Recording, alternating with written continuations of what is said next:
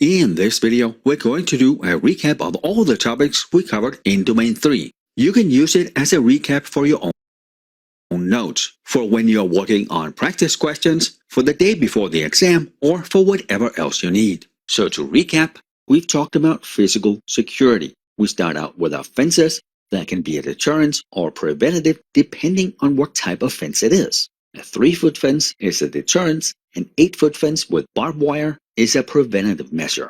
Fences, and then in them the gates, are placed to control the entry and exit points from our perimeter. We want to make sure that people only exit and enter in 1 or 2 locations. Then we talked about bollards. Those are the ones that we use to make sure that cars or trucks can enter certain areas. They can be the metal posts, or they can just be big concrete planters that we have plants in. And bollards are a preventative measure. We talked about lights. They can be detective and deterrence. And we need to make sure that the whole area is fully illuminated. If we use Fresnel lights, the searchlights, either they need to be manual. If they're automatic, they need to be random or pseudo-random, so you cannot predict them. Then we talked about cameras. Most of us use CCTV cameras, closed circuit, but we can in some places use wireless IP cameras. Wireless is inherently much less secure. For the cameras, we want both a DVR, digital video recorder, and an NVR, network video recorder, just to make sure that we have all the camera footage somewhere safe and secure, not close to where the camera is. We talked about the exciting world of locks. They are preventative. How to a large extent, this also has to be through user training. You can of course pick a lock, or you can bump it, but it's much easier to borrow or steal the key. And then we talked about how we should only use combination locks in areas that need very low security. They're susceptible to brute force, they're susceptible to shoulder surfing. Someone could even put a camera just watching the lock, and whenever anyone punches in the code, they record it. And then of course over time they wear out, so it's pretty easy to see which combinations are used. Then we talked about smart cards. They can either be contact or contactless cards. Most of our credit cards today are both, meaning you can insert it in the chip reader or you can tap it on the payment terminal. Credit cards also have the magnetic stripes. Those are the same ones used for many hotel rooms. Super easy to copy. Then we talked about tailgating or piggybacking. It's basically following someone in someplace you shouldn't be.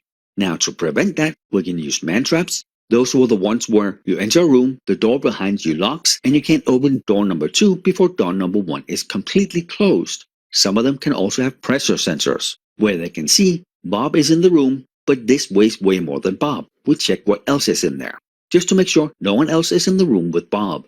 Then we talked about turnstiles, preventative or deterrence. If it's a 3-foot one that you have on a subway, it's pretty easy to get over, but it's also a low security area. High security area, it would have the interlocking blades, and there's no way to jump over it. There would be a fence around it. And both of those are there to prevent tailgating or piggybacking. Both, of course, also needs to fail open. Then we talked about contraband checks. Most of us have been through those at the airport where we can't bring water on the plane, but really they look for a lot more, right? I'm probably just upset about losing my water one time. Then we had motion sensors. Most of those are light-based, but they can also be ultrasound, microwave, infrared, or laser. Pew pew! Everything except the light-based are active sensors, so they send some sort of energy out. That can be sound, or wave, or light. And if the return time on that signal is either longer or shorter than expected, it triggers an alert. Then we talked about walls, floors, and ceilings, doors and windows, how they need to be equally strong. For a data center, the walls need to be slab to slab, they need to have an appropriate fire rating, and they need to be strong enough. You could probably get a fine fire rating with a very flimsy door and a very flimsy wall, but for the data center, they also need to be strong enough. They need to be secure enough.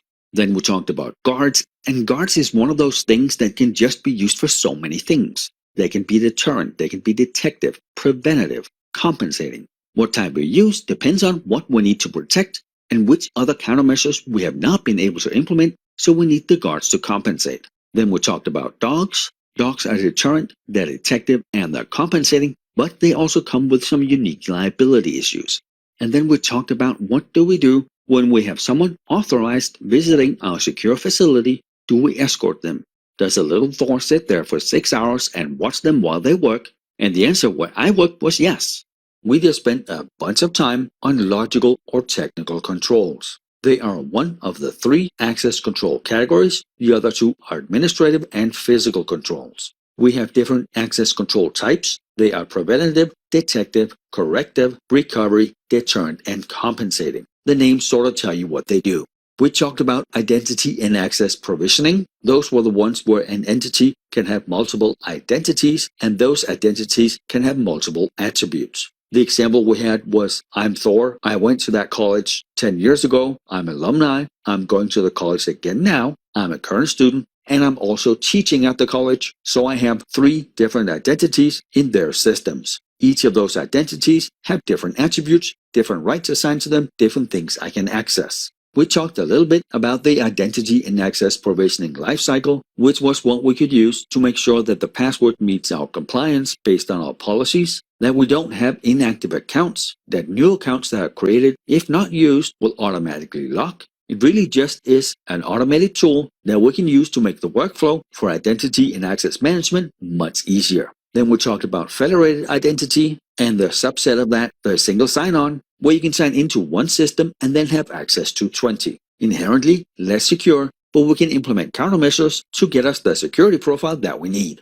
Then we talked about access control systems. When I swipe my card at a door, do I get access or not, which is based on my permissions. We can use centralized or decentralized. The centralized is more secure. It obviously needs to be on a hardened server, and the local admins from our satellite offices do not have access, but then the downsides could be traffic overhead or response times. To help with that, we can have a server at the satellite location where we just push the updates out. So even if that location has a poor internet connection or no internet connection at all, they can still do their work. And then every hour or whenever there's a change to the files, the update gets pushed out from the primary server at the main data center to the satellite location. Then we talked about how mandatory access control is what we use when confidentiality is most important, discretionary access control when availability is most important, and role-based or attribute-based access control when integrity is most important. We can use these in a mix. We can have both role-based access control and discretionary access control within one system. That was where we talked about how we use role-based access control. You are a cybersecurity administrator. You have the cybersecurity administrator role and the rights that come along with that, but we can still use a shared drive that uses discretionary access control. And discretionary is the one that's based on the discretion of the data owner. They assign rights, they remove rights at their discretion. Mandatory access control, we have labels, we have clearance. The clearance have to supersede the label. We have labels on the objects and we have clearance on the subjects. The subject's clearance have to supersede the label. Then we have role-based access control. Depending on my job title, I have certain rights assigned, just like all the other people who have the same job title. Then we had attribute-based access control, similar to role-based, but we also here have environmental conditions. If I am a cybersecurity analyst, I don't have a need to get into the data center, so I don't have access. But if for some reason I'm working on a project for the data center team, and as part of that I need access, based on that environmental condition, I get access. Then we had context and content-based access control. Context is, well, based on context. That can be my login time, where I log in from a sequence of response or an access history. If I log in from a different country at 3 in the morning, I get denied access because that's not my usual pattern. Content, we hide and show data and menus depending on who accesses the system. Pharmacy sees entirely different things than a nurse would. And then we recap on least privilege, needs to know, and separation of duties. Least privilege, we give them exactly enough access to do the job, no more, no less. Need to know, you have way more access than you need, but you have to have a valid reason to look at the data. If you don't, there'll be consequences. Separation of duties is where a single task can't be completed without more than one person. Bob can both request the check and issue the check. Then we talked about job rotations and mandatory vacations. Both are used to detect errors and fraud. Job rotation, we move someone into another job for a certain amount of time, and it can have added benefits of trying something new and learning much more about the organization. And for the employees to get a full picture of what we do, and the example I had where I was the IT manager, we implemented a bunch of improvements that were relatively inexpensive, saved us a lot of money because the IT team was able to go out, visit other departments, and find small things we can do to make their workflow better. With mandatory vacations, we don't ever tell them it's coming. We lock their accounts, then we go in and say, hey Bob, go on vacation for 2 weeks. And then we have someone else cover. And with any of these, we have no guarantee that we will detect the errors or the fraud, but it's more likely. Then we talked a little bit about NDAs, the non-disclosure agreements. Those were the ones where the employees agreed not to share critical or sensitive information about the business with anyone else. We talked about background checks, where we can check their references, their degrees, employment, certifications. The more sensitive a position is, the more in-depth the background check should be. And for some positions, it should be an ongoing process. And then finally, we talked about data classification. Those were the ones where we had 2 different ones in the military and in the private sector. The military was top secret, exceptionally grave damage, secret, serious damage, confidential damage. Then they had that sensitive but unclassified, that was the payroll data, or PII, or PHI. And then finally, unclassified. And unclassified doesn't mean publicly available. You still need to request and be granted access. But if it gets leaked, it's not going to cause any major harm. On the private side, it was confidential, private, sensitive, and public. And here, public is websites and advertisements. Anything we make publicly available. And with that, we are done with the Domain 3 recap. Thank you for being here, and I will see you in the next lecture.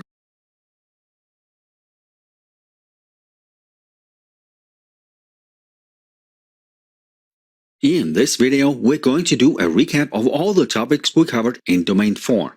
You can use it as a recap for your notes when you're working on practice questions for the day before the exam or whatever else you need. Alright, so let's recap. We talked about what a network is, how it is a set of computers sharing resources or data. Then we talked about simplex, half-duplex, and full-duplex. Simplex is a one-way communication. Half-duplex, one side can send or receive. Think of that like a walkie-talkie. And then full-duplex, both sides can send and receive at the same time. We talked about baseband and broadband. Baseband, we have only one channel and you can send one signal at a time. Our Ethernet is baseband. Then we have broadband. Here we have multiple channels that can all send multiple signals at the same time. We talked about how there really is no internet. It's just a global connection of peered WAN networks, ISP service providers, and long-haul providers.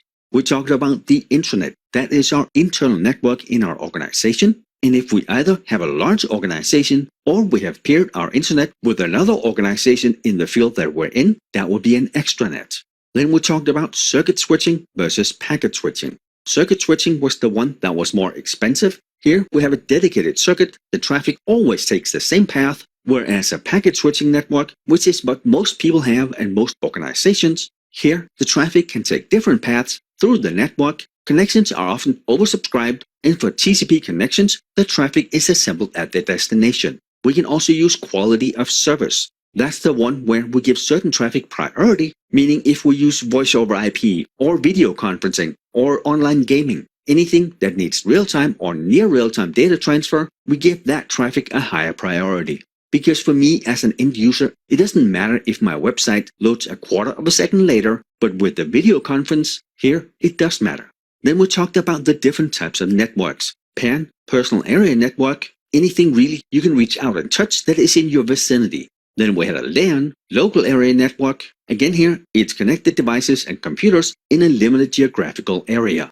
Then we had a MAN, metropolitan area network. That is a large computer network that spans a city or a large campus. WAN, that was one of the components of the internet that we talked about. It's a computer network that covers a large geographical area. That can be a city, a country, or even intercontinental. And then finally, we have the GAN, Global Area Network. You can kind of hear from the name here, right? Global. It's the globe. And it doesn't have to be the entire globe, but it's very large networks. And we mostly use those to support mobile users across a bunch of different technologies. That can be wireless, satellite, phone connections. The important part here is that for the end user, it's completely seamless. I can't tell when I'm handed off from one network to the next. And then finally, we talked about VPNs, virtual private networks. And that was the one where we have that tunnel through the internet, giving us the feel and look of whatever location we're connecting to. If it is to your work, you'll be able to do the same things, have the same look and feel that you would have if you had been at your work location. or you can just use it to get around geotagging. And that's where a service provider can see where your traffic originates from. Meaning, if I'm in Puerto Rico, I may not be able to access Netflix in Denmark. But if I use a VPN, they think I'm in Denmark, I can see the Danish shows. We talked about the OSI model, Open Systems Interconnect. We have the 7 layers, the physical layer, data link layer, network, transportation, session, presentation, and finally, the application layer. For the quick mnemonics, either from layer 7 to layer 1, all people seem to need data processing, or from layer 1 to layer 7, please do not throw sausage pizza away. Layer 1 was all the physical stuff, the wires, the fiber, the radio waves, the hubs, part of the networking cards. Here, data is ones and zeros. Layer 1 is also our topologies, bus, star, mesh, ring, and on layer 1, the threats were data emanations, theft, eavesdropping, sniffing, and interference. Layer 2 was the data link layer. We use logical link controls for error detection. This is also where we have MAC addresses. And layer 2 is sending data between 2 nodes on the same network. The first 24 bits of the MAC address was the unique identifier for the company. The last 24 bits was the unique identifier for that card. With 64-bit MAC addresses, the last card unique identifier was up to 40 bits. And those were the ones that were extremely easy to spoof. Threats on layer 2 was MAC spoofing or MAC flooding. On layer 2, we also have ARP, and while it's technically a layer 2.5 model, part of what happens on layer 2. Then we have CSMA, CD, and CA. CD was the collision detection. That's what we used on Ethernet, and it's not something that's widely used anymore because we use switches, not hubs. Hubs is one big collision domain. Switches, every port is its own collision domain. Since it's only one port, there are no collisions. CSMA was wireless. And then finally we have token passing. It's the talking stick. If you have the talking stick, you are allowed to send. If you don't, you have to wait for it. Then we had layer 3. Here we move from a local network onto the internet.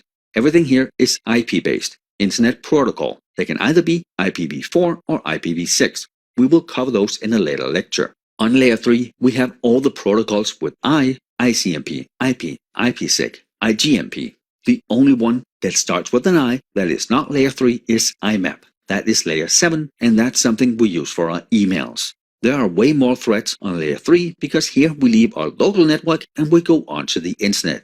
We have ping of death, ping floods, Smurf attack, spoofing of source addresses, direct broadcasts, IP modifications, DHCP attacks, and many more. And we will cover all these attacks more in depth later. I just think it's important to understand that they are on this layer while we're talking about the OSI model. Then we have layer 4, that is where SSL and TLS starts, secure socket layer, transport layer security. There will be a lecture on that as well. What we have covered already was UDP and TCP. UDP is connectionless, it's unreliable, we use it for near or real-time data transfer. That is phone calls or voice over IP or gaming. The attacks against UDP would most often be fractal attacks, and they can be more successful than Smurf attacks because we normally always have UDP ports open, we don't always have ICMP.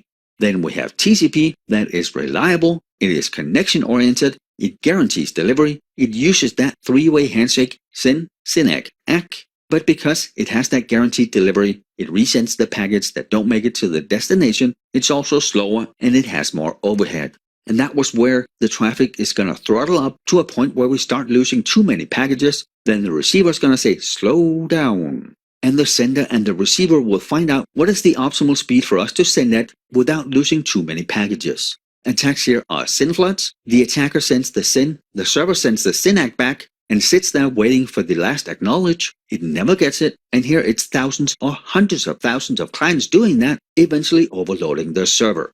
Layer 5 was the session layer. Here, it establishes the connection between the two applications. It does the setup, the maintenance, and the teardown when we're done. Layer 6 is the presentation layer. It is the only layer with no protocols. And here we do the formatting, the compression, and even more important, the encryption, which then brings us to the last layer, layer 7, the application layer. That's where the data is presented to the user using their applications. And this is not the application themselves. It is the presentation of it. And here we have a bunch of protocols. HTTP, that is websites that are unsecure, port 80. We have HTTPS, secure websites, port 443. We have FTP, SNMP, IMAP, and POP. The last three here are the email protocols. And remember, IMAP is the only protocol with I that is not layer 3. And then the threats to layer 5 to 7 are viruses, worms, trojans, buffer overflows, and any vulnerabilities that are exploitable to our applications or our operating system. I hope this has helped you get a better understanding of the OSI model, and I understand this is a lot of information to take in. When I started my career in networking and I had to learn this, I have to admit it took a while. But at some point you get to, oh right, that's layer 3, or oh right, that's layer 5, and it's just second nature. I think you need to get to that point. I think it's worth the time and the effort. Watch the lectures as many times as you need, because there are going to be questions on the exam that mention something that happens on layer 4. Well, then you know it's UDP or TCP. It is segments. So spend a little extra time here, logic your way through it, take notes, do mnemonics, whatever works for you, because this is important enough. This is the foundation for all networking. We talked about MAC addresses. Those are the ones that are supposed to be unique identifiers for your networking card. The initial ones were 48 bits. The first 24 would be the manufacturer identifier. The last unique 24 would identify the host. On newer systems and on IPv6, we have to use 64-bit addresses. So for older systems, we just add FFFE in the middle, whereas any newer system is automatically having that 64-bit MAC address. Again here, with the 64-bit, the first 24-bit are the unique manufacturer identifier. The last 40 bits is the unique host identifier, but they're super easily spoofed.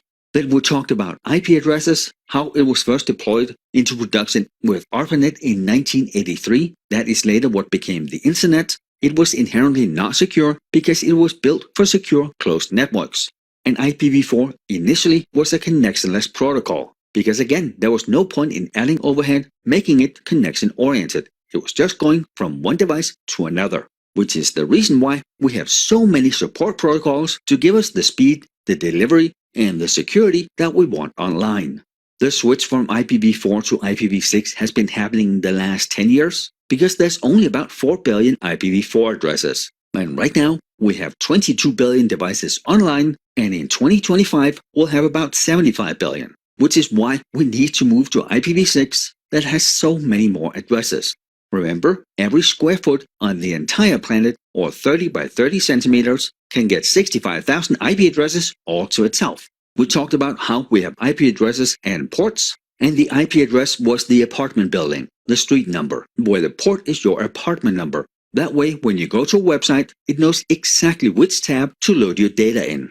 Then we talked about the well-known ports, 0 to 1023, the registered ports, 1024 to 49151, mostly used for vendor-specific applications, and then the private, dynamic, or ephemeral ports. They were 49,152 to 65,535. They can be used by anyone for anything. Then we briefly talked about the ports you probably need to know for the exam. Port 20 and 21 is FTP, port 22 is SSH, port 23 is Telnet, but that is unencrypted information. We should never use unencrypted plaintext. Then we had 25, 110, and 143. Those were the email protocols. We have port 80 and port 443. Those were websites, HTTP or HTTPS. 137, 138 is NetBIOS. And then finally 3389, the Microsoft Terminal Server, RDP, Remote Desktop Protocol. We talked about how an IPv4 address is made up by a dotted decimal. That was the 172.16.254.1. But what the computer reads is 10101110. For us, that's obviously not that easy to do, so we have the dotted decimal. If you're working in networking, you'll see a lot of IP addresses like that. For the end user, they just go to google.com and never know the IP address. They don't have to. Then we talked about public and private addresses. Public addresses, which is most of the address space, is internet routable. That is what my website has. That is what you have at home on your router. The private addresses is what we use on our internal network. So if we take the example of your router, the one you get your internet connection from at home, it has a public IP. That is the one that faces your internet service provider. And then on the internal side, it has a private IP range. That can either be the entire 10 network, 172.16.0.0 to 172.31.255.255, or the one I've seen used the most is 192.168.0.0 to 192.168.255.255. Then we looked a little at IPv6. IPv6 is 128-bit, where IPv4 was 32-bit, and IPv6 uses hexadecimal, meaning it uses 0 to 9, but it also uses A to F. An IPv6 address is made up of 4 groups of 4 hexadecimals. An important part of IPv6 for us is that IPsec is designed into the protocol and not just something we added later like we did with IPv4. We talked about the Address Resolution Protocol, ARP. That's the one we use to map our MAC addresses to IP addresses, where a device on the local network sends out, does anyone know the physical address, the MAC address, for this IP address? Not built to be secure, anyone can reply back, and if someone malicious replies back, that is ARP poisoning. And to mitigate some of that, we can hardcode some of the important ARP entries. That could be our default gateway.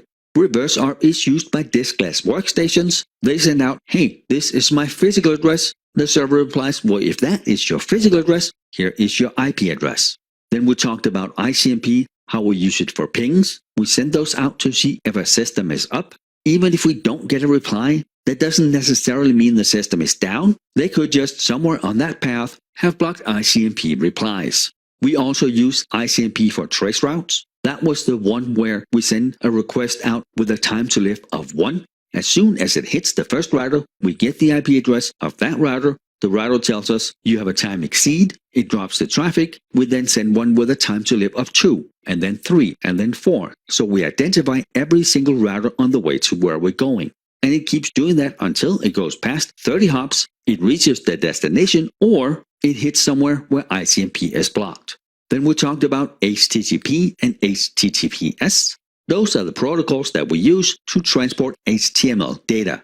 HTTP is not secure, HTTPS is. They use port 80 and 443. And HTML was the hypertext markup language. That is what websites are written in. That is the actual data. HTTP and HTTPS were the transport protocols. And then finally, we talked about DHCP. That is what we use to assign IP addresses. They can either be dynamic or static. We use dynamic for anything we put on our network where we don't care if it has the same address every time. If we have a critical server or a critical device, we would use the same static IP every time, and on the DHCP server, we would make sure that the static IPs are excluded from the pool of dynamic IPs.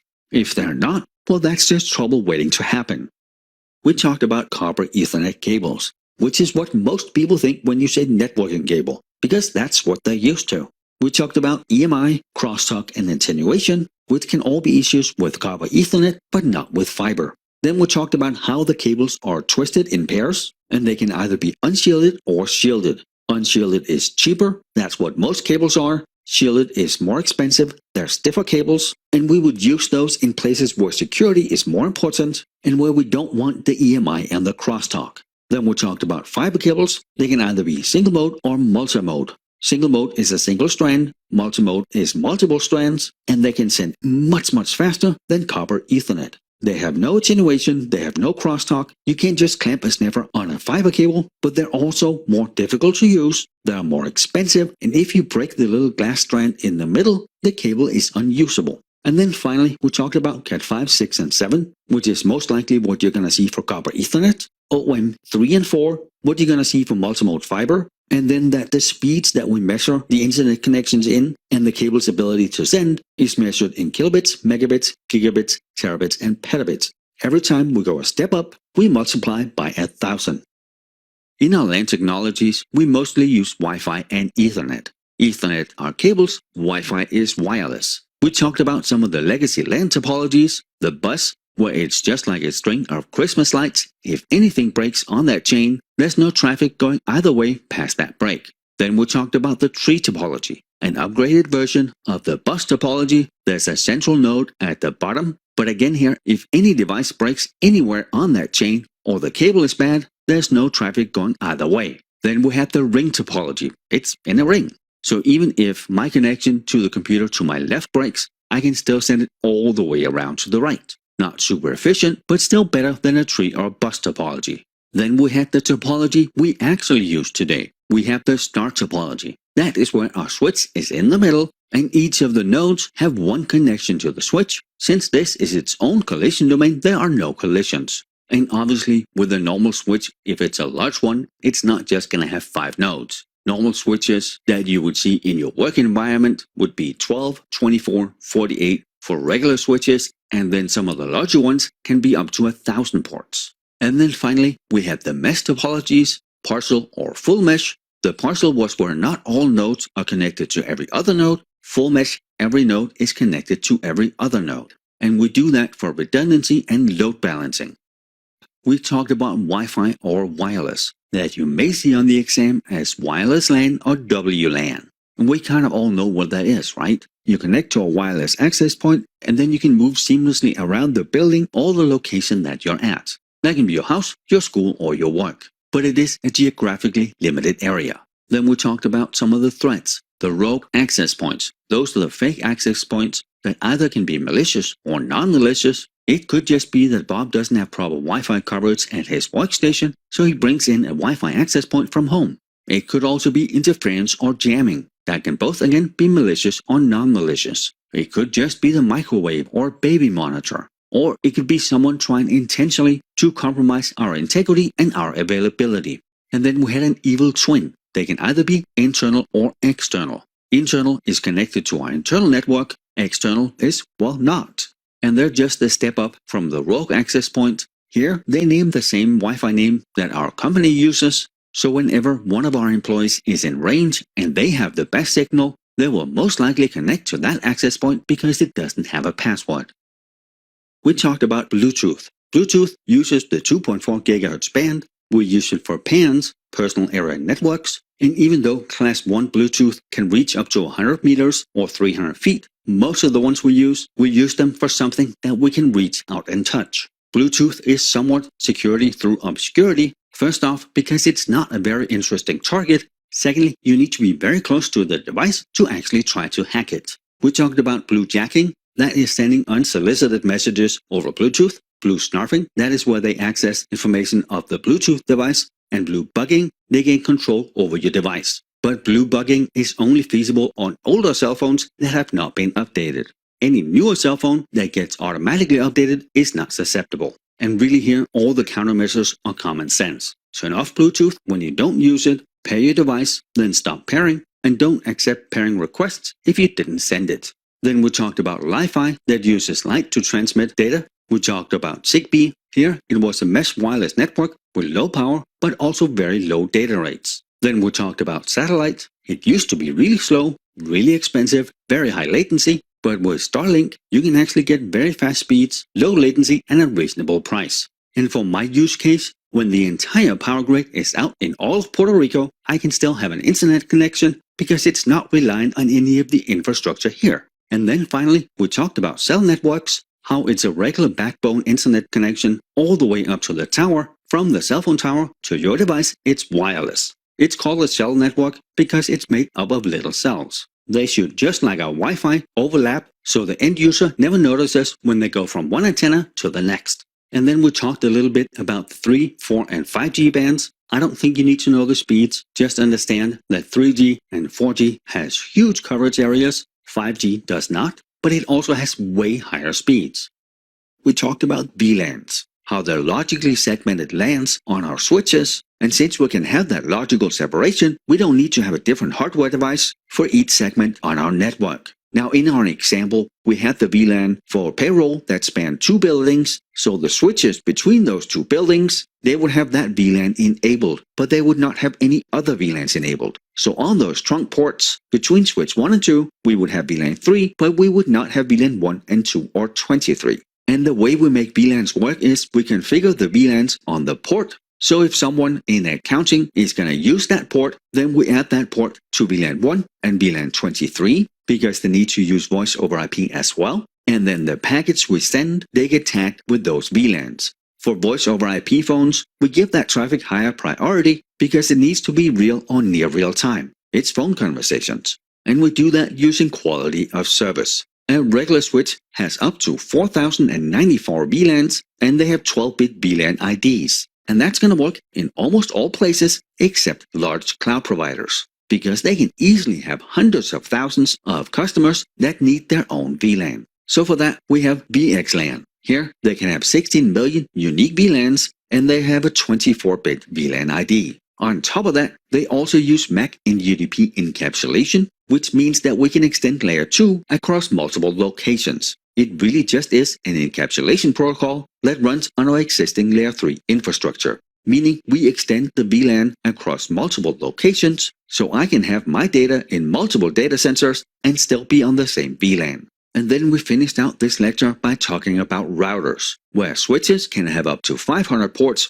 routers have very few because they have an entirely different function. Their task is to route our traffic between different locations, whereas the switch is for our internal network and for all of our devices to be plugged into, so they have a connection. The router that you have at your house is the one box, where in most cases it combines a router, a switch, and a wireless access point. The router is where you plug in your cable from the internet service provider, then you have 4 or 8 ports, that's the switch, and then you have the wireless. On corporate routers, they don't have all that. It's just a router. And since routers are layer 3 devices, that means that they forward all traffic based on source and destination ports and IPs. Routers are what we use to connect our local area network to the wide area network. And on the inside of a router, the router itself would have a private address. On the outside, it would have a public address. And all routers have a routing table that basically tells that router, this traffic going to this destination, this is the best path. That is where I need to send it.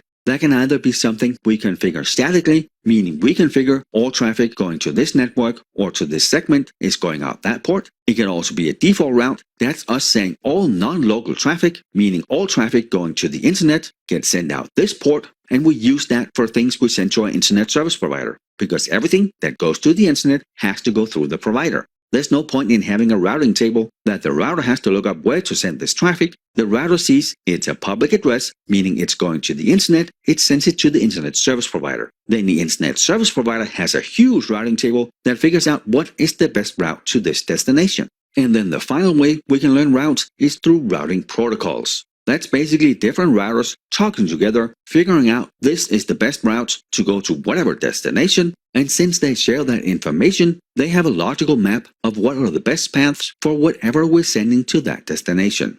With distance vector routing, you can kind of hear it right, distance. It only cares how many routers are in between here and the destination, which is not really how we want to send traffic. We don't care how many routers are there. We want the fastest path, which is why we use link state routing. Here traffic is going to get sent to the destination using the fastest path, regardless if there are 6 or 16 routers. We talked about VPNs. I am clearly a fan. They have helped me work from home for close to 15 years. They can give us a much stronger security profile online. We can avoid some geo restrictions, and really a VPN is just a tunnel through the actual internet and unsecured network that has end-to-end encryption from your system to the target system to wherever you're going. If that is your work network, then all your internet traffic, everything that you do, is going to go through your work network. And your look and feel is going to be exactly the same that you would have if you had been at the work location. Then we talked about third-party connectivity. It's not really something we can avoid unless we're a giant organization. And I'm talking Amazon or Google here, because we just don't have the capacity to develop all the applications that we need. So for that, we use third-party connectivity. And they then have some sort of access onto our network. We of course want to make sure that their systems are secure enough for whatever we're doing, and that they only have access to the things that their specific application needs. No more. They have least privilege.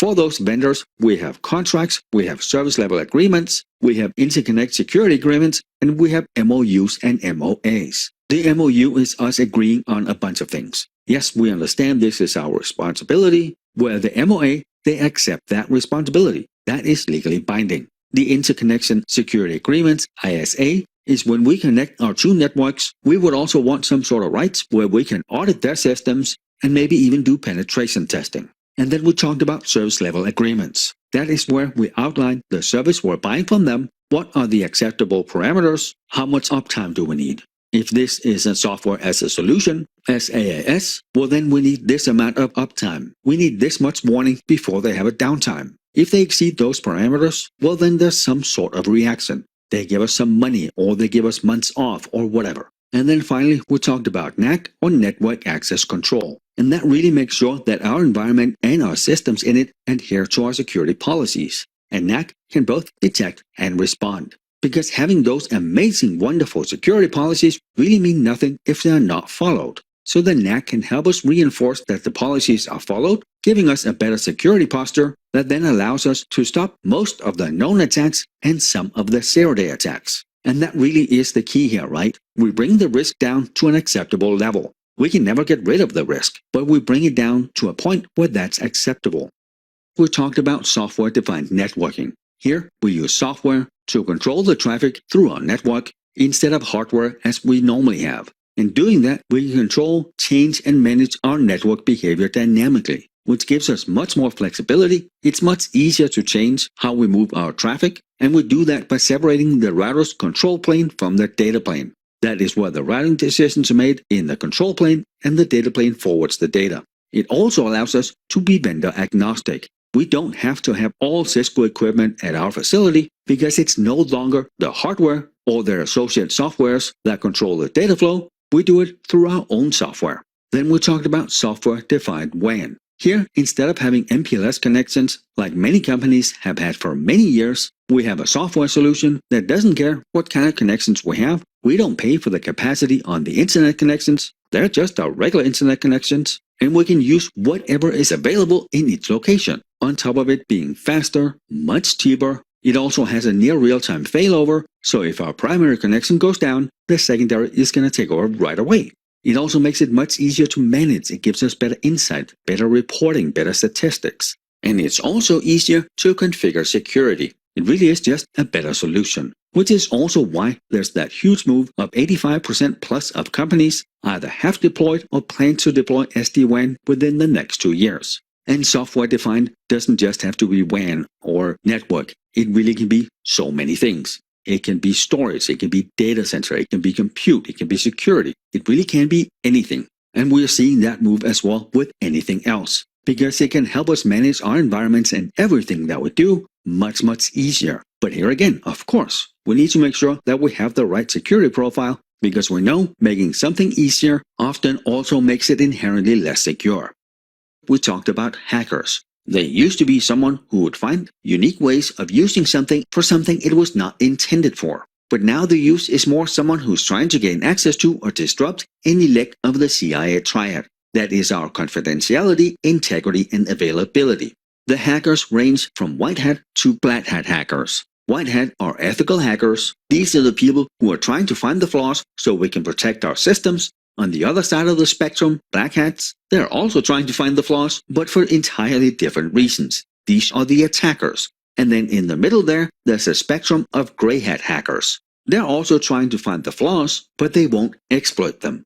They will either tell the company, you have a problem, please fix it, or we're going to publish it, or they're just going to publish it. The downside here is, as soon as they publish that flaw, all the attackers know it's there, and the company doesn't have time to prepare a patch. And then we have the term script kiddie. You can download some amazingly dangerous tools online today. You can do an incredible amount of damage, and it doesn't really require a lot of skill. Those are script kiddies. Then we talked about how there are many more external threats, but because of our layered defense, a lot of times they're not going to be as effective. Whereas with the internal threats, because they have gotten through our outside layered defense, regardless if it's malicious or not, they're still going to have a higher chance of succeeding.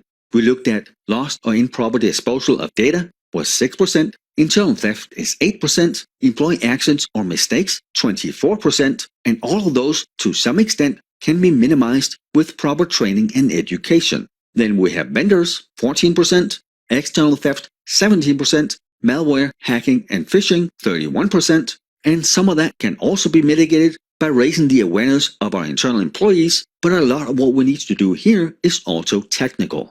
We talked about hacktivism and state-sponsored hacking. Hacktivism is for a cause, something they believe in, really depends on your values and your opinions. Then we had state-sponsored hacking. This is a 9-to-5 job in more than 120 countries in the world, and many of the countries that doesn't have that, it's not because they don't want to, it's because they don't have the capacity. We talked a little bit about bots and botnets.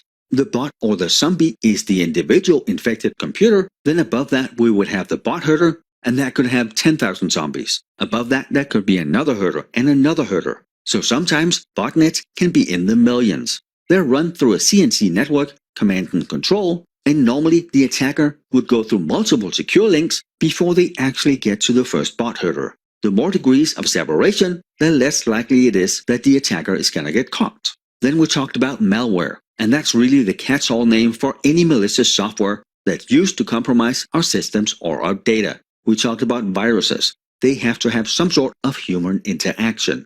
We talked about macroviruses. They're embedded in a document, Word, Excel, PDF, whatever. Once you click on that attachment, you open the real attachment, but when the macros run, your system gets infected. Then we talked about boot sector viruses. If we look at a regular PC, it has two operating systems. It has the lower level operating system, the BIOS, that starts before the operating system you see. If you can infect that, well, even if you clean the regular operating system, it's still going to reinfect every time you start the computer. Then we talked about stealth viruses. They're trying to hide themselves from our antivirus software and from our operating systems. We talked about polymorphic viruses. They're changing their signature, trying again to avoid detection from our antivirus. And then we talked about multi-part viruses. They spread across multiple vectors. If they're in 3 places and we clean them in 2, at some point it's going to replicate out to the other 2 locations again. Then we talked about how antivirus software can be signature-based and behavioral-based, or heuristic. Any antivirus now is going to be both. The signature-based looks for all the known malware signatures that we have. They are in the millions. And the heuristic or the behavioral-based system looks for any abnormal behavior on our system, anything that's not normal. But that can also lead to a lot of false positives. Then we talked about worms, how they spread through self-propagation, meaning they don't need any human interaction. They have both the payload that's going to do the actual damage to our systems, and then they have the part that's going to replicate as much as they can throughout our entire network, which also makes them easier to spot. And then we talked about Trojans. Just like the Trojan horse, the malicious payload is hidden. That could be you downloading a game. You get the real game, but within that game there's also the malware. And then finally, we talked about remote access Trojans. They're just regular Trojans, but once they have infected the system, the attacker has admin access. We talked about intrusion detection and prevention systems. They can be network-based, meaning they sit on a specific segment of our network and inspects all the traffic there. They can also be host-based. Here, they are on the end host, that is a server or a workstation. They inspect all the local traffic, and they can sometimes see things that the network-based can't, because we decrypt traffic on layer 6 of the OSI model, so that happens on the local system. On top of having 2 different types, we also have 2 different types of engines. They can either be signature or pattern matching. Here, all known malware and malicious traffic has certain signatures. We match the traffic against those. This is good because it's easy to install, it's easy to configure, and someone else does all the profiles for us. But that's not enough. That only catches everything that we know about. So to help with all the stuff that we don't know about, we have heuristic-based or behavioral-based engines. And here we monitor against a baseline. This is what normal traffic looks like. Anything outside of that we will alert on. Now the downside here is it can easily alert on regular traffic. Or what if we were already compromised before we built the baseline? If the baseline is built while we're compromised, then being compromised is going to be the new normal. It's not going to detect anything. And on most systems today, intrusion prevention and intrusion detection systems, we have both. It is a hybrid. We inspect both with the signature-based engine and the behavioral-based engine. And then on top of that, we send all that data back to our SIEM or source system to give us that full overview of everything, because the host-based system just sees what happens on that one host. The network-based system just sees what happens on that network segment. We need to see everything. And since the attackers most often are smart people, they will of course try to avoid being detected. So they can extrapolate the data they send. That can lower the chance of us detecting it. They can avoid defaults. Maybe we are used to seeing a certain attack on a certain port as TCP traffic. Maybe the attacker can send it on a different port as UDP traffic. They have avoided the defaults. They can also do low bandwidth coordinated attacks. This could be the botnet we talked about earlier. You have 10,000 hosts just scanning one workstation or one server. The attacker is still going to get the same information that they would as if they had scanned the entire network with just one attacking system, but since the attack originates from 10,000 different systems, they may avoid detection. Now our SIEM or our source systems should see this. And then the last big part of this lecture was the true and false, positive and negative. And here this really is a mind shift. In here, you need to think of positive and negative not as good or as bad. You need to think of it as a rule being matched. If it is positive, then a rule is being matched. If it is negative, then no rule is being matched. And then the true and the false, is it identified correctly or wrongly? So a true positive, a rule is being matched, and it is identified correctly, this is an attack. If it is a true negative, no rule is being matched, there is no attack, the system is doing what it's supposed to. Whereas with a false positive, a rule is being matched, but there is no attack. It is identified incorrectly. The false negative, there's no rule that's being matched, it is an attack that is identified incorrectly. I hope that makes sense. We use SIEM and SOAR systems to collect all the data that we have from all of our endpoints. That can be our routers, switches, firewalls. It can be the intrusion detection or prevention systems. It can be our data center, our heating, our air conditioning, our HVAC, our UPSs, our servers, sometimes even our workstations. We collect all the alerts, all the events from all those systems in a central location, and in most places, this is still done by SIEM systems. The last 15 years or so, everywhere I have worked, we have used those, but there is a gradual switch to SOAR systems, because they do everything that the SIEM system does, but on top of that, it also has an AI analytics engine, and it can integrate with other solutions. That could be our vulnerability management system, our threat intelligence, our IT service management. So it really just is a better solution that does everything that the SIEM system did. We talked about how firewalls are an established barrier between a trusted, secure internal network and an untrusted external network like the internet. We looked at some other legacy firewalls. We had packet filtering. It didn't care about the actual content of the packet. It just checked, is this traffic from this source IP to this destination IP allowed? If it is, we send the traffic through. If not, we drop the traffic. Then the next progression was stateful filtering firewalls. Here, we still had the access lists, but on top of that, we also had a state table entry. If I establish a connection out of our network, then that outside server is allowed to send traffic back to me. Then we talked about a proxy server. It's really just a relay. I send whatever I need from the internet to the proxy server. The proxy server then accesses the internet, gets the data, and then once it has that, it sends it back to me. But that proxy server is very, very hardened. Then we had application layer firewalls. And since you remember, traffic gets decrypted on layer 6. And since the application layer is layer 7, we can now see the full unencrypted traffic. And they can, just like our IDS and IPS, be network-based or host-based. We need to have both because they serve unique different purposes. Then we talked about next-generation firewalls, NTFW. They can do all the same stuff that the earlier versions can do, but they also have a deep packet inspection, meaning we don't just look at the header, we look at the full package, the actual payload of the data, and they can also have network security systems. That can be intrusion detection or prevention systems. That can be malware filtering or antivirus. And then finally, we looked at DMCs, demilitarized zones. We could have a three-legged DMC, where each of the three legs will go to the internet, the internal network, and then some hardened servers, but that really gives us that single point of failure. What we really want is 4 firewalls from 2 different vendors. So one vendor is the external firewalls, one vendor is the internal firewalls. That way, if there's a vulnerability to either of the sets that is exploitable, it's not going to compromise all 4. And we want those 4 firewalls in a full mesh, so if any of them crashes, we can still pass traffic. And if a firewall crashes, it should always fail secure or closed. Those are words for the same thing. It is more important that we protect our internal network than it is that we have access to the outside.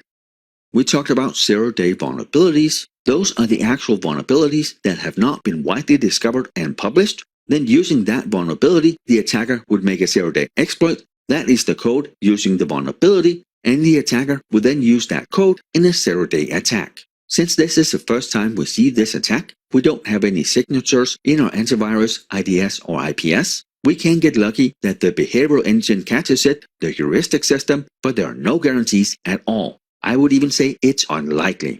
And then we talked a little bit about a worm that used 4 zero-day exploits, the Stuxnet worm. It had the worm that would propagate throughout the systems. Then it had a link that would automatically execute the propagated copies of the worm. And then it had a rootkit that would only activate whenever very specific conditions were met. It had to be Siemens Step 7 PLCs. And the worm was successful. Even though it infected hundreds of millions of devices, it only wanted to get to that one specific device that was controlling the Iranian nuclear centrifuges. The facility was air-gapped like it should be, but an engineer brought it in on a USB stick. We locked down USB ports, we changed our users' behavior so they don't do things like that.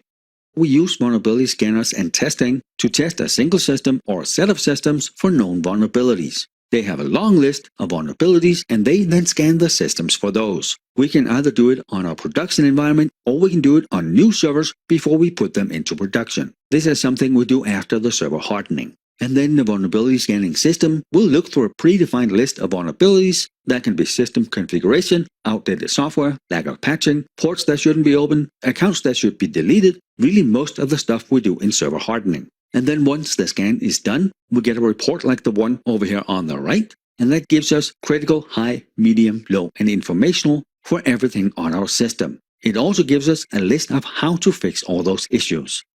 We talked about virtualization, cloud, and distributed computing. We started out by talking about virtualization. That's where we have many servers, those are the clients, on the same hardware platform, that is the host. And there are a ton of benefits to virtualization. It's much cheaper, it's much easier to use, we use less cooling, we use less power, it has a much smaller footprint in our data center, and it's much easier to stand up new servers. It really just is create new server, choose the resources, choose the operating system, maybe load an image that we have already done, and within less than an hour, you have a new server. We can also allocate resources either dynamically or manually if a certain server needs more resources for a short amount of time. We talked about the different types of hypervisors, Type 1 and Type 2.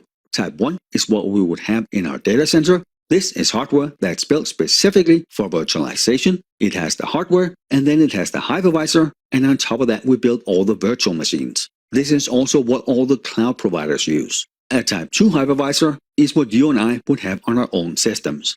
I have my PC, I have my operating system on that, and then as an application on that operating system, I have a hypervisor.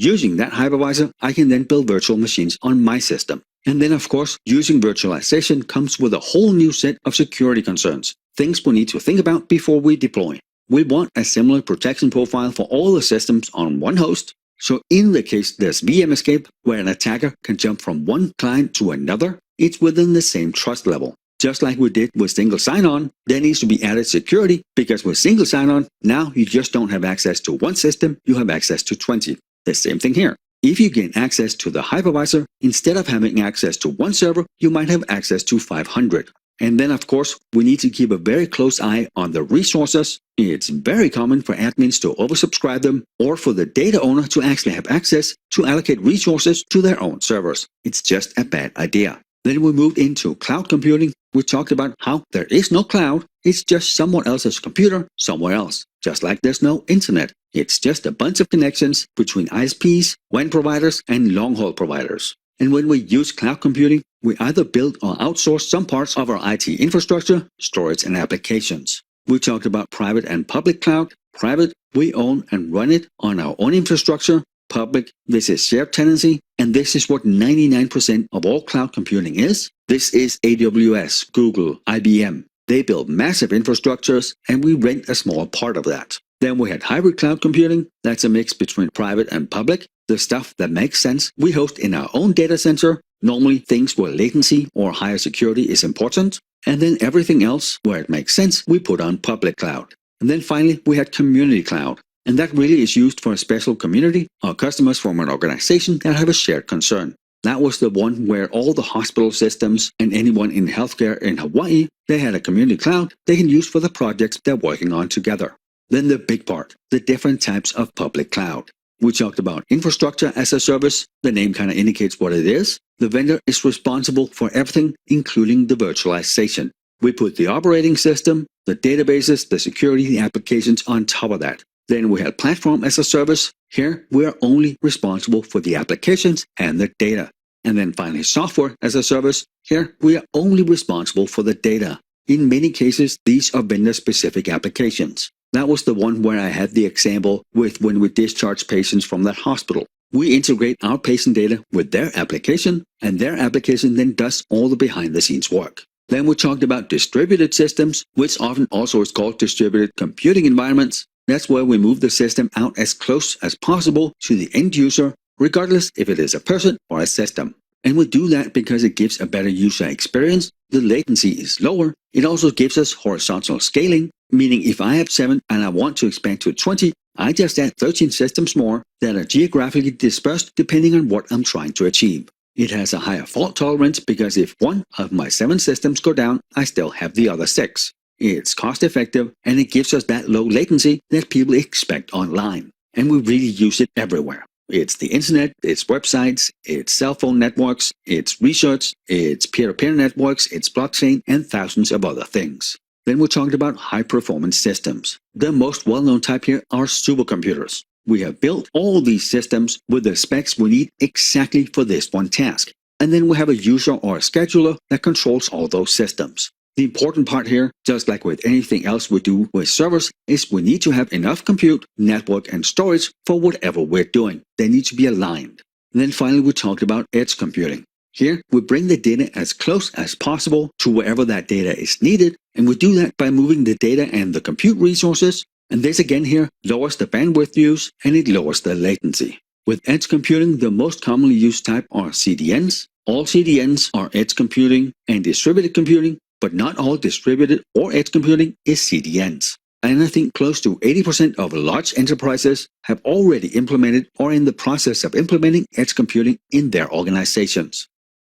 IoT devices is anything smart. Garage doors, phones, TVs, air conditioners, whatever. When we buy them for our organization, we want to buy them from the vendor that actually releases security patches. We want devices that has some sort of security built in. And then we harden those devices, we remove all the defaults we can, we patch them, and we segment them off on their own network.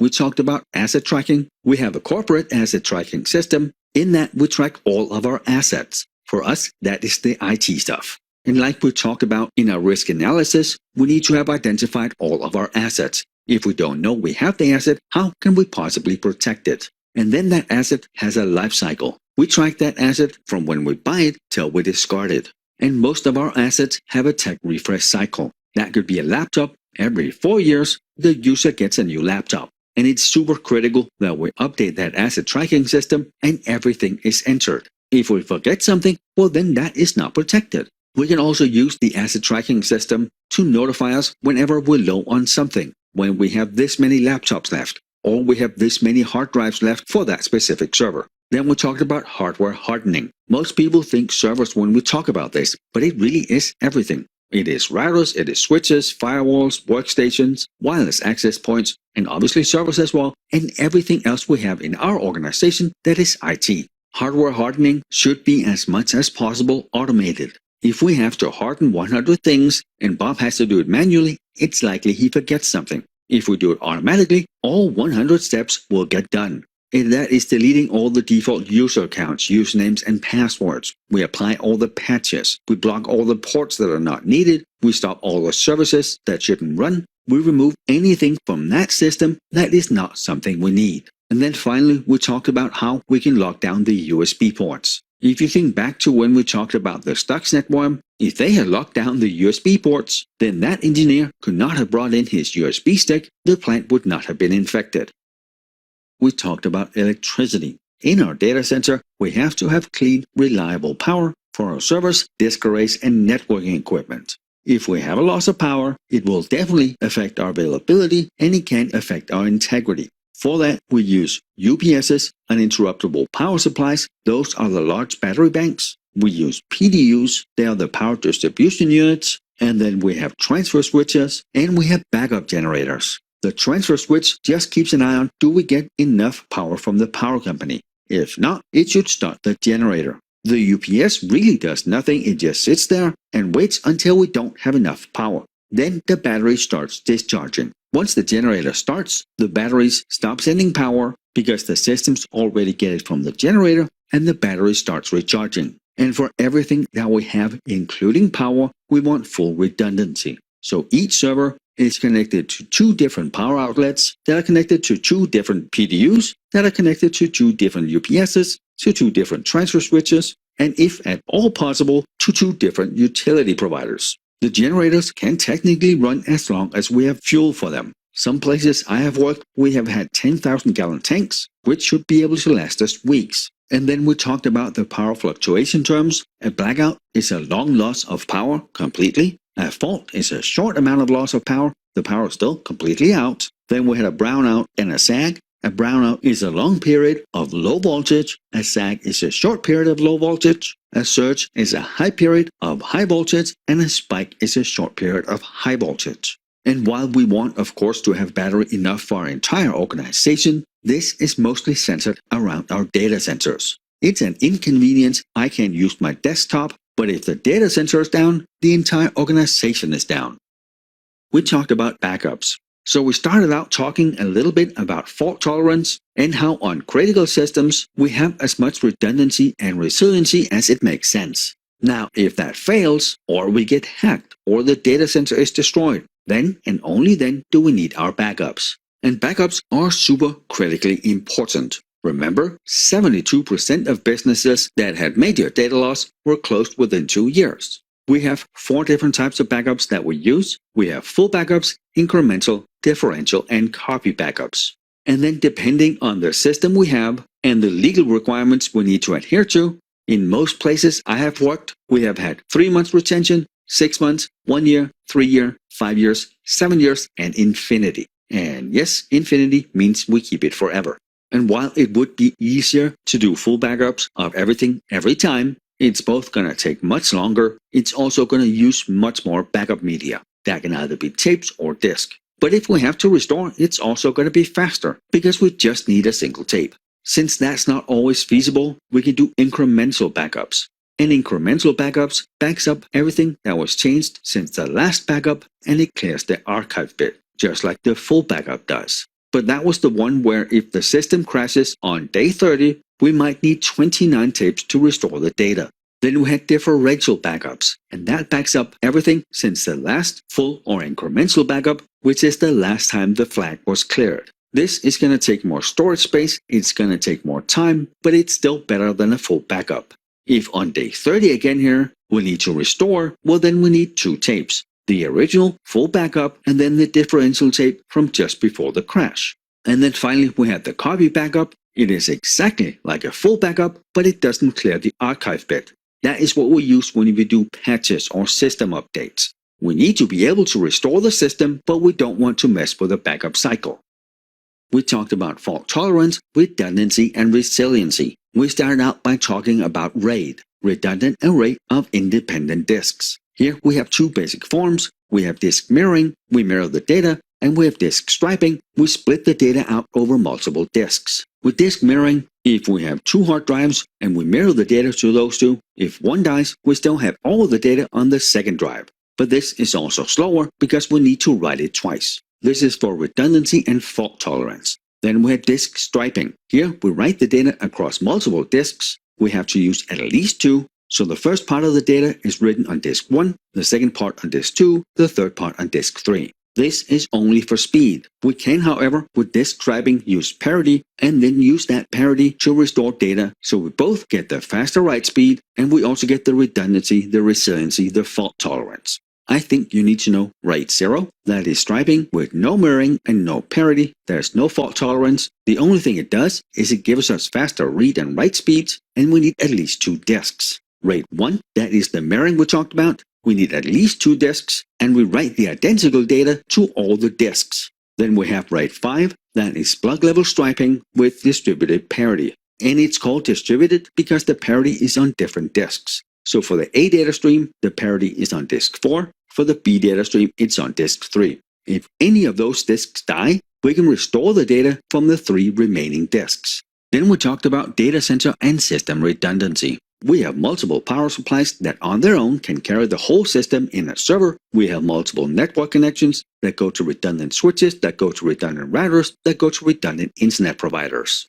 On newer physical servers, many of the parts and all of the moving ones are hot swappable, meaning we can pull them out and replace them while the server is still up. That is the power supplies because they have the little fans in them. That is the fans throughout the motherboard and their chassis, and it is all the hard drives. But we also need that redundancy in our data center. We can't have that single point of failure. we talked about how we need to design our data center for future use, not current use. And pretty much all of my bad data center stories all tie back to us designing it poorly. We didn't anticipate our growth. Now, if we have collected our data, we can see our growth over time. We can also predict, to a certain extent of certainty, where we will be in 5 years and in 10 years. We don't build the data center for our current needs. We build it for our predicted future needs. Then we talked about how we can also have redundant servers. They can be in a full mesh, like we talked about in the networking portion, and they can either be in an active-active pair, or a primary-primary, or an active-passive pair, or primary-secondary. You will hear those terms used interchangeably. If it is an active-active pair, well then data is sent and handled on both systems. If it is an active-passive pair, then there's one server handling the traffic. The secondary server just gets all the data, and it sends the key lives every second. If the primary server misses 3 key lives, the secondary server takes over. And then finally, we talked about database shadowing. We have an exact real-time copy of the database saved somewhere else. It doesn't have to be geographically distant, but it should be. Then we had e-vaulting or electronic vaulting. Here we send the backups offsite at a certain interval, let's say every 15 minutes, regardless of what changed, or we can choose to back up every time there's a change to these files. And then finally we had remote journaling. Here we send the log files offsite, but only the log files. Using those log files, we can rebuild all the transactions. We talked about the fire triangle. To put a fire out, we can remove any of the 3 legs: oxygen, heat, or fuel. In most of the cases, we remove the oxygen, and in some cases, we remove the heat. The fuel is whatever's burning, so if it's in our data center, that would be the servers or the equipment. That's pretty hard to remove. So in our data center, to remove the oxygen, we replace some of the oxygen in the room with another gas. But we only replace enough to put the fire out and make sure it doesn't kill people. And here we can use halon or FM200 or argon. We can also, with a fire extinguisher, remove possibly both oxygen and heat if we spray that fire extinguisher right at the server. Then we talked a little bit about the fire classes. And while this is an international certification, for questions like this, if you get anything on fire suppression and fire classes, answer it from an American point of view. For your work, know the fire classes where you live. So Class A is ordinary combustibles. When they burn, they turn to ash, so use that for your mnemonic. Class B is flammable liquids and gases. Think of liquids as being in a barrel. Class B for barrel. Then Class C is electrical equipment. Think of C as in current, as in the electricity we use for those systems. Class D were the combustible metals. Since they're combustible, think of dynamite, it combusts. And then finally, Class K, that is cooking oils or fats, K for kitchen. Then we talked about how in all of our building we would have sprinklers. Each sprinkler head has a little glass bulb that once it reaches a certain temperature, that bulb breaks, water comes out. Now in the rest of the building, perfectly fine, not a problem. But in the data center, that needs to be the very, very last resort. Because when you put water on your hardware, it's completely dead. That is just in hardware, millions and millions of dollars. We use sprinkler systems in the data center when the data center is lost and we need to preserve the building. And that's of course only after the main fire suppression, whatever gases we have failed. In the rest of the building, not the data center, we would have wet pipe, meaning that there's water all the way up to the sprinkler head. As soon as the glass bulb in the sprinkler head breaks, water comes out. In the data center, we have dry pipe, meaning there's compressed air in the pipe and someone has to push a button to release the water. We don't want this to happen by mistake. And then when we use the fire extinguishers, we use the pass method. We pull the pin, we aim at the base of the fire, we squeeze the handle slowly, and then we sweep from side to side. We talked about secure defaults. And that is basically the system being locked down as much as possible as soon as we pull it out of the box. So all the ports are locked down, all the default accounts are removed, it's patched, it's as secure as possible. It's also unusable because everything is locked down. We then do some tests for usability, and using those tests and using our risk assessments, we open up for exactly what we need for that server or that application to do its job, no more. This is least privilege. If at any point that changes, the application or the server needs more access, well then we go through proper change control and we open up only for those new things. Again, new least privilege. Then we talked about fail secure or fail closed. That is what we want our firewall to do. If the firewall gets overwhelmed, it shuts down, it blocks traffic. The system, when it fails, should stay at least as secure as it was before the failure. And then the other side of that is fail open or fail safe. That is what we want our doors to do when there's a fire. They should open up and let everybody out of the building so we don't risk people's lives. I have had a few students who struggle with secure and safe. I mean, it's really in the word, right? We want to be secure or we want to be safe. Safe is safe evacuation. Secure is our systems are secure. Then we talked a little bit about the keep it simple principle, and that doesn't mean that we shouldn't have very technical, very complex solutions, but they only should be as complex as they need to be. Us overcomplicating things is going to make it much harder for us to manage, to configure, and to troubleshoot. And this is the same thing with everything else, right? Exactly enough security, no more, no less. Exactly enough complex, no more, no less. Then we talked about trust but verify, which is what we have been doing for many years. You have your username, your password, and then some sort of token. Using that multi-factor authentication will give you access to whatever you have rights for. But once you have gained access, we don't ever check you again, which then prompted the move towards zero trust, never trust, always verify. And this is a move that's happening because most of the large, very serious compromises happens using admin accounts. Again here, once the account is compromised, the attacker has access. They have access to everything that account can access. With zero trust, we don't trust anyone, and I mean anyone. We don't trust the users on our network. We don't trust our own systems, even if they have been verified. So whenever I need to access something on our network, I need to both authenticate and authorize, and the server does as well. Once that session is over, if I try to access that resource again, I need to re-verify. Then we talked a little bit about privacy by design. With privacy, we need to be proactive, not reactive. Privacy should be a default setting. We should embed it into our design. Just like we have security designed in, we should also have privacy designed in. With everything really, we should have end-to-end security, but it's even more important with privacy by design. Then we should have a great degree of visibility and transparency. That means that we protect and handle the information, and we're subject to independent verification.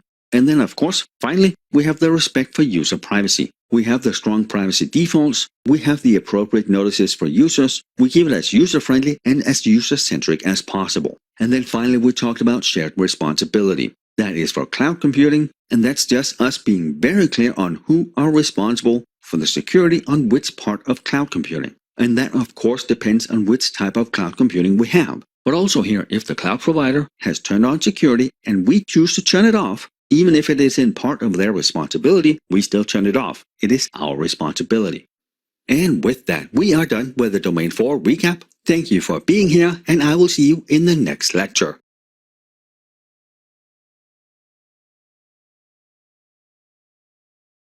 In this video, we're going to do a recap of all the topics we covered in Domain 5. You can use it as a recap for your notes when you're working on practice questions for the day before the exam or whatever else you need.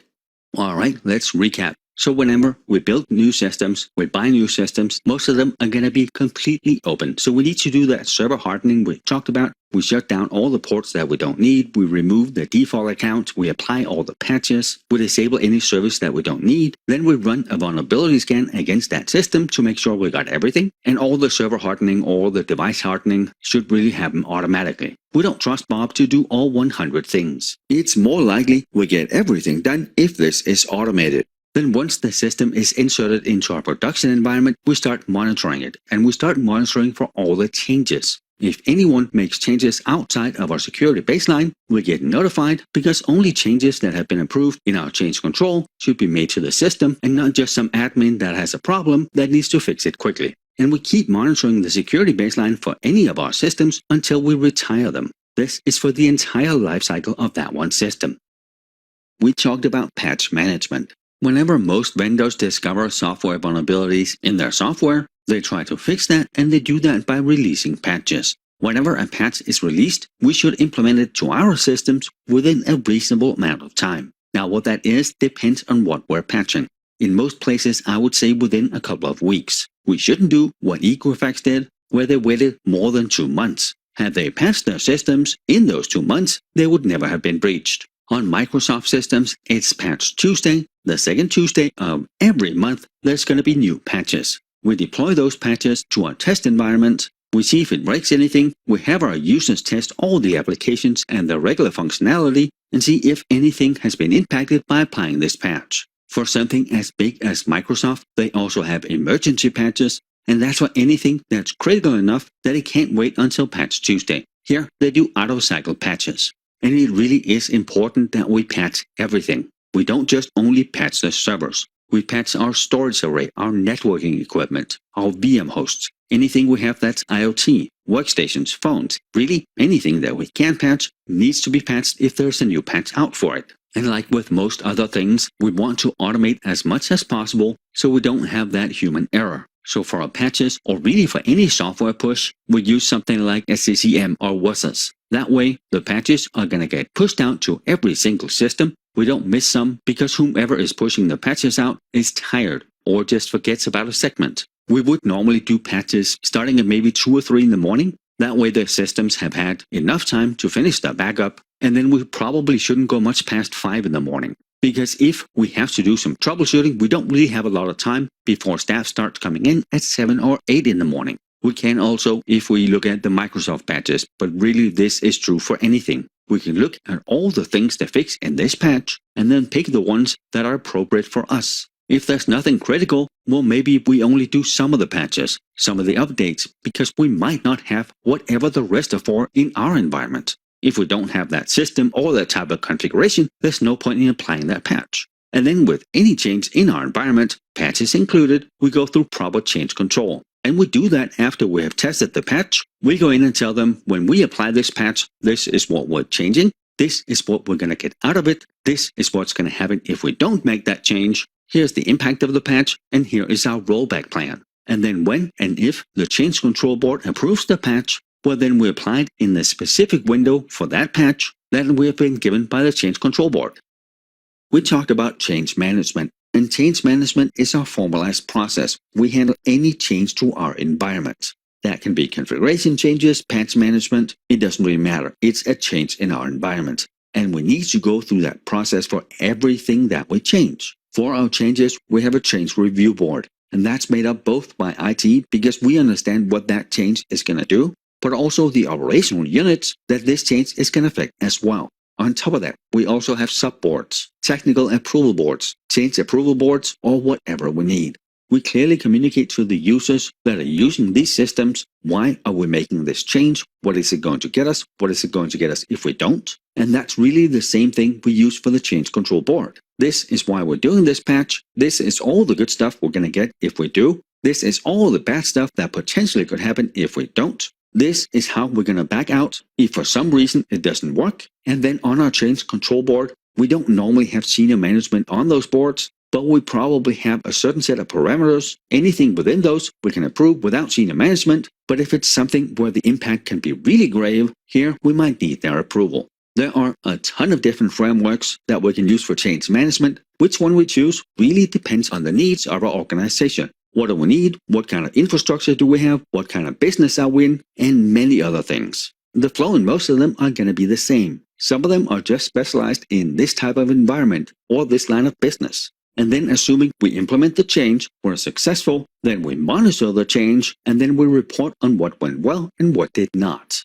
And we do that again not to lay blame, but to be more successful and have a better implementation next time. As part of us testing the change, we need to be aware that in most places, test and production environments are not identical. So when we deploy the change, the results might also be different. And when we have implemented, us implementing whatever change can have opened new risks that will be residual risks that we then may need to mitigate. And then of course, we need to have proper documentation and records for everything that we do. Both so we can go back and audit, also so whomever is working on this next time, they can go in and very clearly see what you did and why you did it. And then of course, know the difference between change management and change control. Change management is everything. Change control is controlling the change. Makes sense, right? And then finally, we talked about PDCA, Plan, Do, Check, Act. And really here, it's the same flow as in any of the other frameworks. We request the change, we analyze it, we get approval, we plan the implementation, we communicate, we implement and test. If we are successful, we communicate that. If we're not, we do a rollback and communicate that. And then finally, we have acceptance. Once the change is accepted, we do our lessons learned. we talked about cryptography. We started out with a history of cryptography, and yes, this can be testable. We had the Spartan sidetail. That was the one where we wrapped a piece of cloth around a stick. That stick was our secret key. We then wrote a message across the cloth, removed the stick, sent the cloth to the receiver, and they would then use a stick of exactly the same diameter to read the text, even if that cloth was intercepted. Unless they used a stick with exactly the same diameter, they couldn't read the text. Then we had the Caesar cipher. That was the substitution cipher. We just moved the letters a certain amount to the left or to the right in the alphabet. Then we talked a little bit about how most people think that cryptography is only about keeping our secret secret, but it can also give us integrity, authentication, and non-repudiation. And of course here, we use strong enough encryption that it shouldn't be breakable within a reasonable amount of time. Now how long that is and how strong that is depends on what we are protecting. Then we talked about some definitions. Cryptology, that is the science of securing communication. Cryptography, that is us creating messages where the meaning is hidden, they are encrypted. Cryptanalysis is the science of breaking that secured communication. And then the cipher is the actual cryptographic algorithm. We also had the plaintext or the clear text, that is the unencrypted message. That's the one that you and I can read. The ciphertext is the encrypted message. That's the one we send that the receiver then decrypts. Encryption is converting the plaintext into the ciphertext. Decryption is converting the ciphertext back into plaintext. Then we talked about a book cipher. That's the one where we have the same book in the same version. And then you go to page 244, line 12, word 3, and so on. We've all seen that in the movies, right? Then we have a run key cipher. If I have a whole letter I'm going to write to you, and let's say that phrase that we agree upon is 15 letters. Once those 50 letters are used up, they just start over. And it's basically just addition. I take the number value of my letter and I add it to that letter of that phrase, scrambling the letters. You then do the same in reverse. We talked about how we have used symmetric encryption for thousands of years, and with symmetric encryption, we need a key pair for everybody who needs to talk. If it is only 2 people, well then we need one key. We share that key. If it is 10 people, we need 45 keys. If it is 500 people, then we need 124,750. So the larger amount of people that need to talk with a symmetric key, it's going to be an insane amount of keys. 10,000 people, almost 50 million keys. Whereas with symmetric encryption, each person or each entity just needs 2 keys, the private key and the public key. The public key is shared with the public, everybody can get it. The private key is kept as secure as possible. Now how we use the public key and the private key depends on what we're trying to achieve. If it's confidentiality, well then when I send you a message, I encrypt it with your public key. Because you are the only one who has the private key. You are the only one who can decrypt. If you want to reply to me, you encrypt the message, the reply, with my public key. Since I am the only one who has my private key, I am the only one who can read that message. But we can also use this for digital signatures. And here the purpose is entirely different. We want authenticity and we want non-repudiation. We want to make sure that the message is authentic, and we want to make sure that the sender is who they say they are. So here we do it in reverse. When I send data to you, I encrypt it with my private key. That can be decrypted with my public key that everybody has, but it has to have originated from me, because I am the only one who has my private key. I am the only one who can encrypt with that. But again here, the point is not confidentiality. It is authenticity and it is non-repudiation. But we can, if we want, get both. In that scenario, again here, I encrypt it with my private key, so we know the data came from me. But if I only want you to read that message, I encrypt the ciphertext that I already encrypted with my private key. I encrypt that again with your public key, meaning only you can decrypt that. That way we get the authenticity, we get non-repudiation, but we also get confidentiality. And with most of what we do on the internet, we use hybrid encryption. We use both symmetric and asymmetric encryption. Symmetric encryption is much faster. Asymmetric encryption is much slower, but we can send that shared key that we need for the symmetric encryption over an unsecured medium, the internet. And we can't do that with symmetric. So we use asymmetric, the one with the private and public key, to get the shared secret from me to you. That is the key for the symmetric encryption. And then once that is exchanged, we switch to the symmetric encryption because we both have the key now. We send the data much faster, and depending on how long the session is, every so often, we might send a new session key over asymmetric just to make sure that our session is still secure. we talked about hash functions, and they are one-way functions, meaning they only work one way. You can't take the hash and then get the original plaintext. And we only use it for integrity. The keywords here were it's a variable length plaintext that is hashed into a fixed length hash. So it doesn't matter if it's 20 letters or 20,000 letters, the output, the hash, is whatever length we choose. With hashes, we can have collisions, and that is when two different plaintexts produces the same hash. It is very, very unlikely unless there's a flaw in the algorithm, but it is possible. And then we had the example with the first chapter of Charles Dickens' Great Expectations. I did a hash on the original text, then I deleted a comma, the hash changed completely. Then instead of deleting the comma, I put a period, and again here, the hash changed completely. With the hash, we have no clue what changed, we just know something was changed. And we can use that when we download software online. If we want to make sure this is the original software, we can compare whatever we downloaded to the original. We can also use it in our digital forensics. If a system was compromised, we do a hash of the compromised drive, then we do a bit-level copy of that drive. We do a hash on the copy. If they match, well then they are identical. Then we do our forensics on the copy drive, and then when we're done, we do another hash to make sure we didn't change anything. And then I don't think you need to know the hashing algorithms, but maybe just recognize them, MD5 or SHA-2 or 3. We talked about cryptographic attacks. We started out with steal the key. It is much easier to steal the key than it is to break the actual encryption. Now, how they steal that really depends on our implementation. If we have a weak server where we store all of our private keys, if the attacker can gain access to that, they now have access to everything. Then we talked about brute force attacks. Those are the ones that uses the entire key space, and every single form of encryption can be broken using brute force, but in most cases it doesn't really matter because it can take hundreds or thousands of years. To mitigate some of that, we can implement something where if you type your password wrong 5 times, well then your account is locked. Or we can add key stretching. Every time we verify a password, it takes 1 or 2 seconds. Since a brute force attack needs millions and millions of attempts, it's no longer a feasible attack vector. Then we talked about man-in-the-middle attacks. Those are the one where two parties think they're having a private conversation, but someone has inserted themselves in the middle and they're relaying all the information. They can either send the original information back and forth, or they can change it for whatever they want. That's the one where Bob is trying to send $1 million to John, but Mike, who's in the middle of that conversation, switches out the account number. He now gets that $1 million. And then finally, we talked about side channel attacks. That's where we learned something that we shouldn't be able to from some sort of misconfiguration or access they shouldn't have. That was the one where if both the username and password is wrong, it takes 3 seconds, but if the username is right and it actually goes in to see is this the right password, well then it takes 6 seconds. We now know this is a valid username. And I have to be honest here, there are of course many different types of attacks on our cryptography that we didn't cover here. But for the exam, these are the ones I think you need to know about.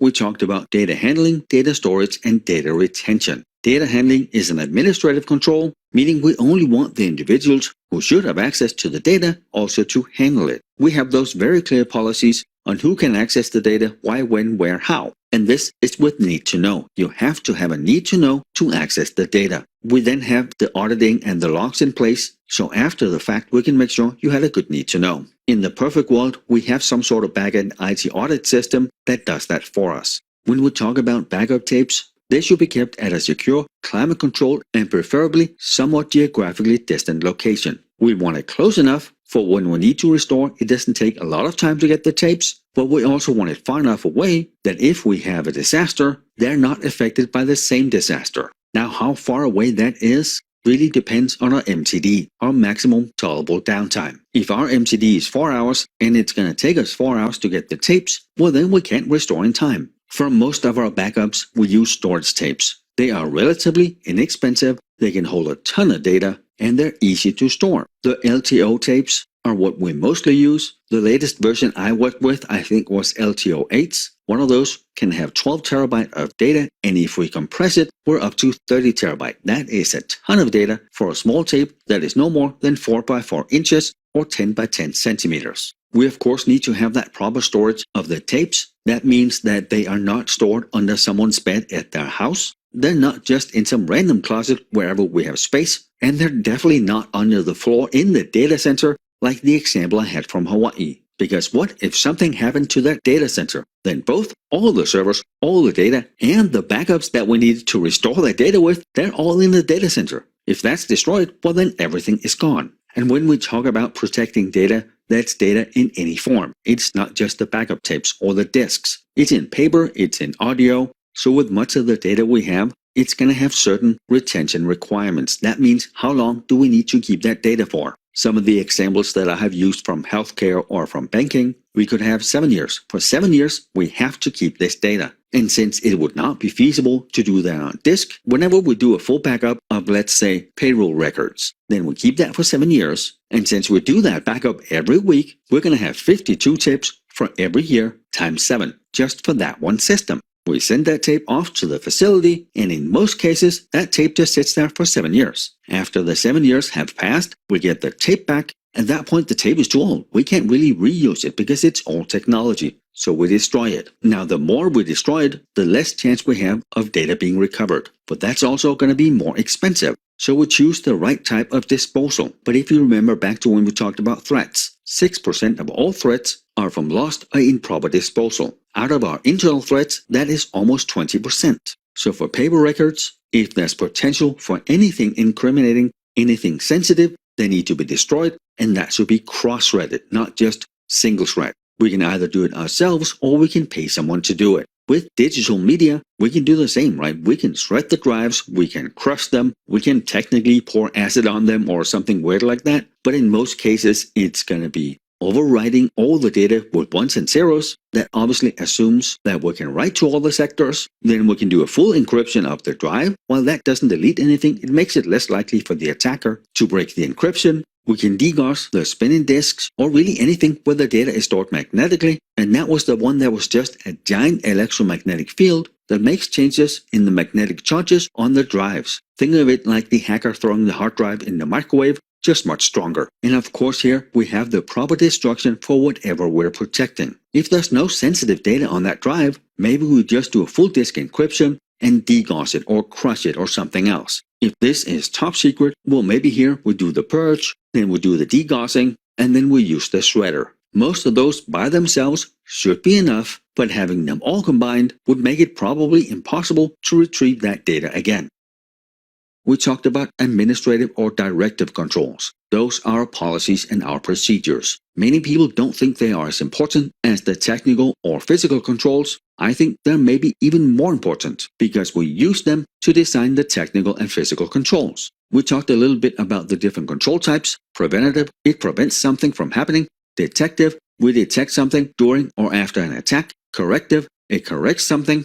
Recovery, helps us recover after an attack. Deterrent, it deters an attack, it doesn't stop it, but it makes it less likely to happen. And then finally, compensating controls. Those are the controls we implement when none of the other controls are feasible. They are either physically impossible, they're too expensive, it's just something we can't or won't do. Then we implement compensating controls to get the security posture that we need. Then we talked about our policies, how they are mandatory and they are high level, and they're built on all of the stuff on top of the policies in orange here in this pyramid. So we have our mission, we have our vision, we have our values. Using that, we build our objectives. Using those, we build our IT strategy. Using those, we build our IT and cybersecurity strategy. And using that, we build our security policies. We have to have all the stuff above before we do the security policies. We can't just implement security policies if we don't have a strategy. And then we talked a little bit about some specific policies. The acceptable use policy. What is acceptable use of our network, the data, and our resources? This is a piece of paper that employees sign before they gain access to anything. Then we talked about BYOD, where employees can bring their own devices in. We segment that network off. We give it probably somewhat limited access. And then depending on our organization, we may or may not support their devices. If they want to bring their own stuff in, the support is on themselves.